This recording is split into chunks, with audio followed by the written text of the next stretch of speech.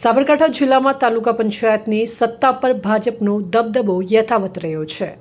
જિલ્લામાં 8 પૈકી 7 તાલુકા પંચાયત ભાજપના ફાળે જતા કાર્યકરોમાં ખુશીનો માહોલ જોવા મળ્યો હતો।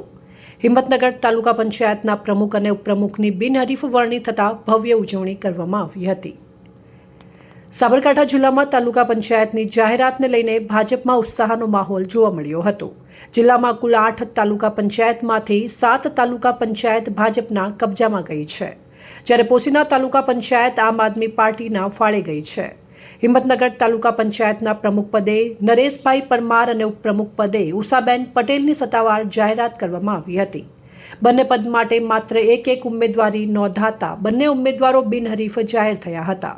પ્રમુખ અને ઉપપ્રમુખની જાહેરાત બાદ ડોક્ટર બાબા સાહેબ આંબેડકર સર્કલથી ભવ્ય રેલીનું આયોજન કરવામાં આવ્યું હતું। કાર્યકરો અને આગેવાનો ઢોલ નગારા સાથે રેલીમાં જોડાયા હતા। રેલી ટાવર ચોક ખાતે પહોંચી હતી, જ્યાં સરદાર વલ્લભભાઈ પટેલની પ્રતિમાને ફૂલહાર અર્પણ કરવામાં આવ્યા હતા।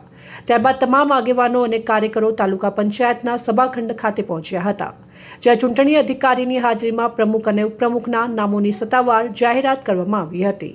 સાથે જ કારોબારી અધ્યક્ષ તરીકે ભરતસિંહ ઝાલા અને દંડક તરીકે નિર્મલભાઈ પટેલ તેમજ વાલજીભાઈ દેસાઈના નામોની પણ જાહેરાત કરવામાં આવી હતી।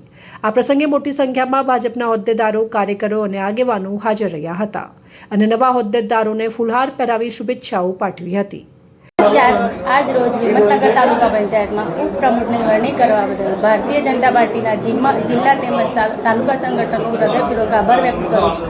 તેમજ ધારાસભ્યશ્રી તથા સાંસદ સભ્યશ્રીનો પણ હું આભાર માનું છું તથા મારી સાથે ચૂંટાયેલા તાલુકા સભ્યશ્રીઓનો પણ આભાર માનું છું। તેમજ પાર્ટીએ મને જે જવાબદારી સોંપી છે તેમાં જનકલ્યાણના કાર્યો કરી હિંમતનગર તાલુકો વિકાસના નવા શિખરો સર કરે તેવી આશા વ્યક્ત કરું છું। ચાલુ વર્ષમાં તાલુકા હિંમતનગરની તાલુકા પંચાયતની ચૂંટણીનું આયોજન થયેલું હતું, જે પૈકી આજે તારીખ 25/5/2026ના રોજ તાલુકા પંચાયતના પ્રમુખ અને ઉપપ્રમુખની ચૂંટણી હાથ ધરવામાં આવી હતી। જે પૈકી ગત રોજ એટલે કે 24/5/2026ના રોજ કુલ પ્રમુખ માટે 1 દાવેદારી નોંધાવી હતી અને ઉપપ્રમુખ માટે પણ 1 દાવેદારી નોંધાવી હતી, જે પૈકી બંને ફોર્મ માન્ય થયેલા હતા અને આજે ચૂંટણીના દિવસે એટલે કે તારીખ 25/5/2026ના રોજ બંને ઉમેદવાર એટલે કે પ્રમુખ તરીકેના ઉમેદવાર નરેશભાઈ માવજીભાઈ પરમાર ને અન્ય કોઈ દાવેદારી ન હોય બિનહરીફ વિજેતા જાહેર કર્યા છે તથા ઉષાબેન પંકજભાઈ પટેલને પણ અન્ય કોઈ દાવેદારી ન હોય ઉપપ્રમુખ તરીકે વિજેતા જાહેર કરેલા છે। ગઈકાલે 8 તાલુકા પંચાયતના પ્રમુખ ઉપપ્રમુખ માટેના ઉમેદવારી પત્રો ભરાયા હતા। આજે ચૂંટણી યોજાઈ હતી, પ્રક્રિયા હાથ ધરવામાં આવી। શું પરિણામ રહ્યા?